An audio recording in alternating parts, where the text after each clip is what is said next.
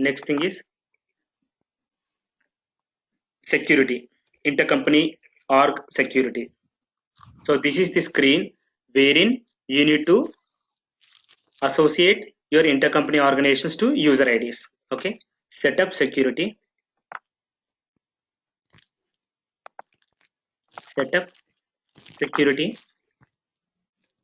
So select a username. So here system will show up only those usernames for which person are in the FND screen a person is actually associated. So it is always mandatory that as soon as an user ID is created in FND user, you always ensure that you know to avoid practical difficulties, because workflows will not work, and especially in AGIS also it will not work if your person name is not associated to your user ID. So in this example, I had already associated a person to my user ID in the FND user screen, and hence when as soon as I enter my user ID, automatically name is popping up and I can click on go and I can continue further. But take an example. Niranjan, what is your user ID? Do you remember? No, man. Okay. So if I try to enter say Niranjan, it's not even coming up. The reason being, for Niranjan, the the person name is not associated. Take an example of say Rohit. It's coming up. The reason being, for Rohit user ID, the person name is associated in the FND user. So when I say person, I'm referring to FND users. Enter your username. So this particular person. All your workflows and everything expect that a person is associated with this particular user ID, because in this particular person definition which is created in the HRMS, there are a couple of setups, especially with regard to email ID and other stuff. Okay, only those users will be coming up there for whom the person is associated. So here you can search for say Niranjan. I think this is Niranjan.i091. So it is first name dot last name first letter, I think. Okay. So for this, person is not associated, and hence this will not come in that particular drop down. So if you, whenever you are doing a testing in this testing environment, ensure that a person is associated here. Then only your username comes in that particular drop down. Okay. Now we will take say my user ID. Arvind. Click on go. Okay. So here you can see there are a lot of intercompany orgs which are coming in the drop down, or like which is coming here. Okay, instead of my user ID, let me check. Okay, so what you need to do is, as soon as you enter your user ID, just click on create assignments and then enter the corresponding intercompany organization. So in this case, let me just try with my user ID. Okay, ideally what I need to do is I need to click on create assignment and enter the Reliance Telecom and Reliance Oil and Gas. So these are the two entities which we will be using in our training session. So Reliance Telecom and Reliance Oil and Gas. Okay, so first enter Reliance Telecom. It is not coming up here because this is already associated my user ID in the previous screen. But otherwise, you need to enter your intercompany organization. Click on something called allow access to transaction. There is another button called send approval notification. So in this example, so what I did is, for Arvind user, I selected the access to transactions, but whereas for the Rohit user, apart from selecting access to transactions, I had also selected send approval notification. So that means now whenever anybody creates an intercompany transactions, okay, wherein these two being a recipient, okay, approval notification goes to Rohit. So this approval notification is just from a recipient perspective, okay.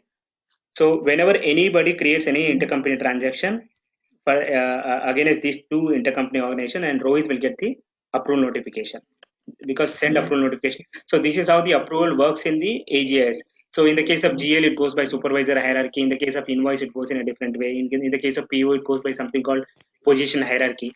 Okay. Similarly, in the case of AGIS, the standard functionality is all those users who have this approval notification checkbox checked against against any of the intercompany organization, they are the person who will get the approval notification, and they are the person who can approve those intercompany transactions. So in this example, what I did is for these two intercompany org, I had provided for my user ID access to transaction, but whereas for the Rohit, I have ensured that the send approve notification is also checked.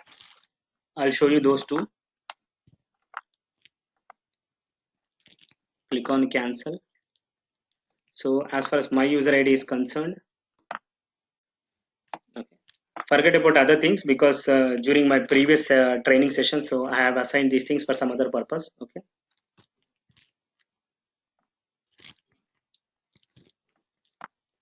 Where is Reliance? Okay. Reliance Reliance Oil and Gas and Reliance Telecom. I think these are the two things, right, which we'll be using. Reliance Telecom and Reliance Oil and Gas. Reliance Telecom and Reliance Oil and Gas. So click on update assignments.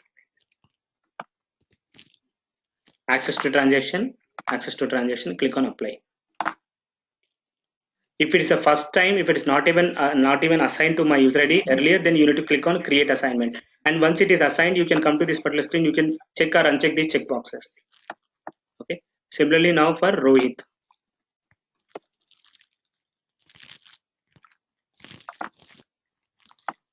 Rohit, apart from Reliance Telecom and Reliance Oil and Gas, I think I had assigned him for the Reliance Communications also. I'll uncheck this Reliance Communications, which we will not be using in our discussions. Okay. Now for Rohit, you can see he has access to these two intercompany hours, and as well as he has access to approve these two intercompany hours. As soon as you select these two checkboxes, by default you should also check these two checkboxes, because without having an access to these intercompany hours, he cannot approve those intercompany hours. So if you are checking these two checkboxes, these two are mandatory. If you are checking only these two transactions, these two checkboxes, it is not mandatory that you need to have. So in my example, I will have access to these two, but Rohit will have access to entering as well as approving. Okay. Any questions here?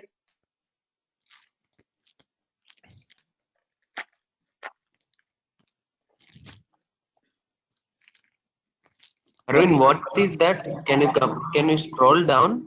Organization user assignments. What is that?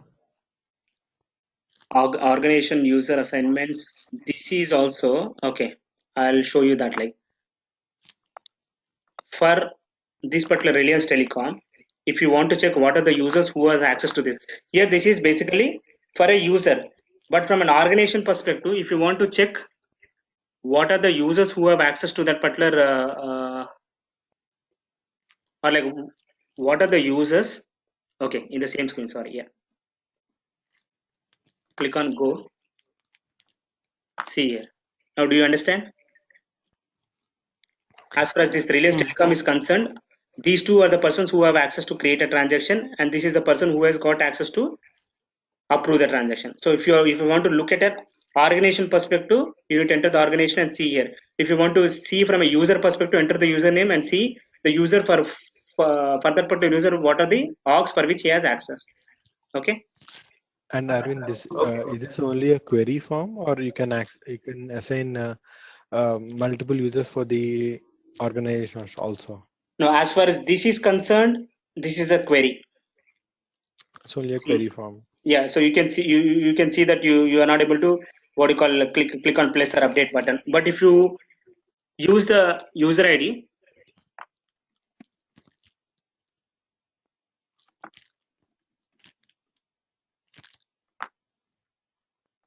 so this is both update as well as query. Okay, so the upper part, if you are at a user level, it is both, but at a organization level, it's only query. Okay.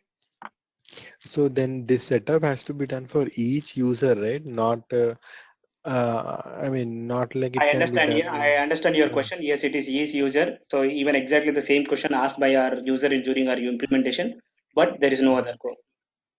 If you want to use the front-end standard forms, and I don't think so there is even an API to do that particular activity. Okay. Okay.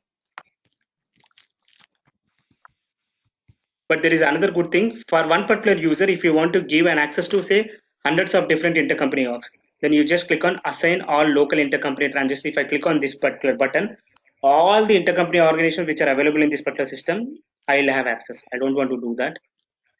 Okay. Yeah. Just give me a minute. I'll be back in a minute.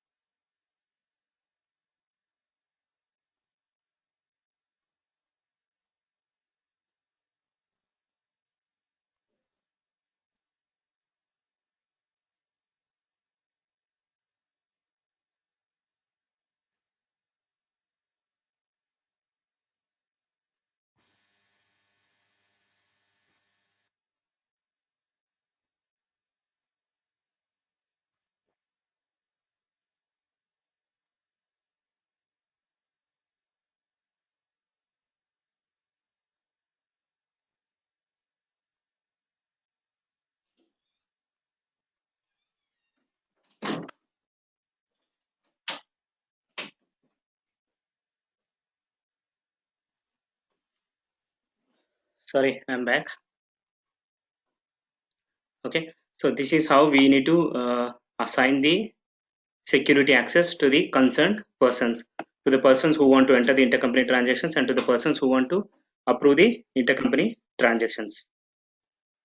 So any questions here? Okay. Not Yeah.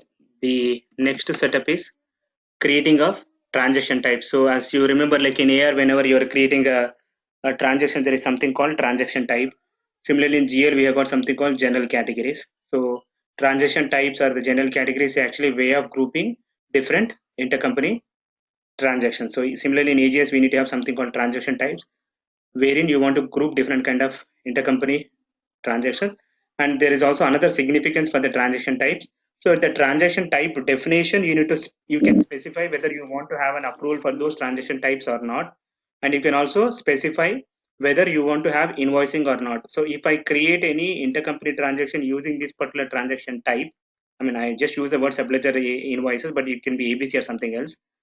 If this invoicing is yes, that means automatically these intercompany transactions will, whenever I create an AGS intercompany transaction using this particular transaction type, automatically system will create the corresponding AP as well as AR invoice. There are some scenarios wherein you do not want to create AP and AR invoice. You just want the transactions to be pushed directly to GL. So those scenarios you use the invoicing as no. So if you say invoicing as no for those intercompany transaction, as soon as the intercompany transaction is approved, the transaction will be directly pushed to GL. So for these things, the route will be AGS to AP and AR to GL, and for this, the route will be from AGS to GL. So that is the significance of invoicing. And coming to the manual approval, when I say manual approval as yes, so that means the intercompany transaction which are created using these particular two transaction types requires an approval by somebody. If I say manual approval as no, so that means as soon as you create an intercompany transaction using those intercompany transaction type where say manual approval is no, so that means that will be automatically approved. Okay. So Arvind, when you say invoicing is no, uh, do you mean that it won't create the transactions in ARAP, but the transactions will be there in AGIS? yes. So if you go back to our thing, so automatically, so if the invoicing is yes, so AR invoice will be created and AP invoice will be created, and this will be the accounting entries which will be generated, and these accounting entries will be pushed from AR to GL and AP to GL. But if the invoicing is no, there is no AP invoice, there is no AR invoice. But system will automatically create these two accounting entries, and these two entries will be directly pushed from AGS to GL. Oh, okay. So it doesn't go to AR, but the accounting entries are created in AGIS itself, and it is pushed to GL. Exactly, yes. So there are a lot of Okay. scenarios where there could be a lot of scenarios. So I'll give you one example wherein you want to have a what do you call invoicing, and I'll give you another example wherein you do not want to have an invoicing. So take an example. So in this example, it's an intercompany transaction between Reliance Telecom and Reliance Oil and Gas. Okay, Reliance Telecom is providing some telecom related services to oil and gas. Okay, obviously when the telecom is provided, this Reliance Telecom is providing the telecom related service to any other external party, it is going to create an AR invoice, send it to the particular party, okay, get the money. Similarly, oil and gas also, whenever it is receiving services from any other external party, it is going to create that invoice in AP. So similarly, when it is receiving that service from Reliance Telecom, it should do that. Okay, that is one example wherein you need to have AP and AR invoice. But there are some scenarios. If you remember when we were discussing about the GL mass allocation, I had given you example of one particular scenario wherein one particular department has paid the rent to to the external landlord, but it has recharged or allocated that particular rent expenses to all other departments within the company. So that is an example we have used for our mass allocation. So that is allocating of that particular department cost to all other departments. Say headquarters department, which is a company code of, sorry, which is the department code of 000. Okay, has incurred a cost and you want to move that particular cost from that particular department to say HR department 10%, finance department 20%, and marketing department some 70%, something like that. Okay. Similarly, take the same example, but now here Reliance Telecom has paid some rent of say $2,000 to the landlord, but that particular building is used by the Reliance Telecom as well as Reliance Oil and Gas. Okay, I mean it is very much possible like both Reliance Telecom and Reliance Oil and Gas being a part of Reliance Group, so Reliance Telecom can very well give one particular check to the landlord, but it needs to now charge that particular out of $2,000. Say 40% is used by Reliance Oil and Gas, so $800 it needs to charge to your Reliance Oil and Gas. So that means it needs to pass an accounting entry to push $800 from Telecom to Reliance Oil and Gas. So that is one example wherein you want to use the, that is called intercompany journal. So you will use, that is one example wherein you want to use the AGIS module to pass those intercompany journals. Okay, so in a real-time scenario, then oil and gas will not pay to the telecom department the difference amount, right? It's, I mean, the telecom department is only passing the journal entry. Yeah, so one example would be like a scenario wherein you are recharging that it may or it may not pay Reliance Telecom. But if it is really a kind of a transaction wherein you want to have an AP and AR invoice, you need to go with the what do you call invoicing as yes. Right. So when you say invoicing no, then there is no payment or receipt in practically. Yes. Some scenarios, yes. So there could be some scenarios wherein Reliance Telecom says that I am going to pay. So as per agreement, I am going to pay, but I'm just charging you under your expenses. But from as far as the payment is concerned, I am taking care of that. You need not again repay me. Yeah. Okay. Got it. Okay.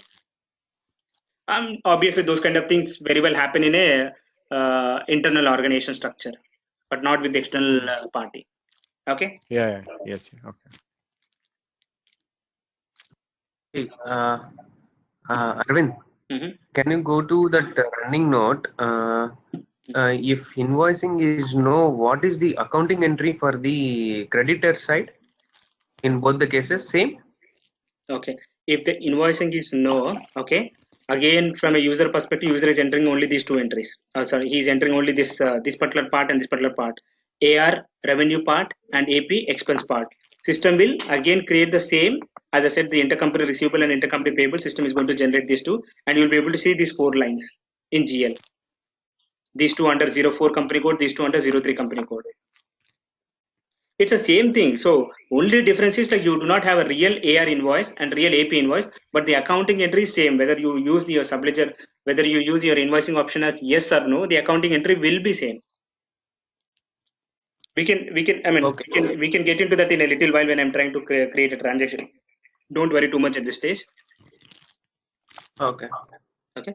So we need to. I have created two intercompany transactions. So set up transactions, create transaction type. Go to AGIS, setup transaction types. Okay, if you're creating a new transaction type, click on create transaction type, but I had already created the transaction, these two transaction types, so query for that intercompany journal, click on go. Okay, so this is where I said invoicing as no, manual approval as required. So what I'll do is I'll say approval as not required for the intercompany journal. So for the intercompany journal, I am saying manual approval as no. For the subledger invoices, I will say approval as yes.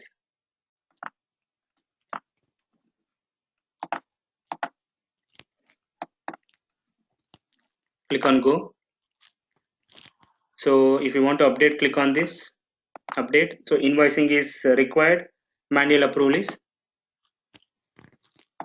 required, both. Okay. So when you are creating a new transaction type, click on create transaction type, enter the name, code is an internal code. So ensure that as you know, like whenever you are creating something in the system with the word code, just ensure that there is a underscore, no spaces. Okay. So enter the name, description, code. So you can just, if you want, you can just put more or less the same thing. Just ensure that as per the code is concerned, there's an underscore. Okay. And invoicing and not invoicing, manual approval, select the appropriate values. and then click on apply.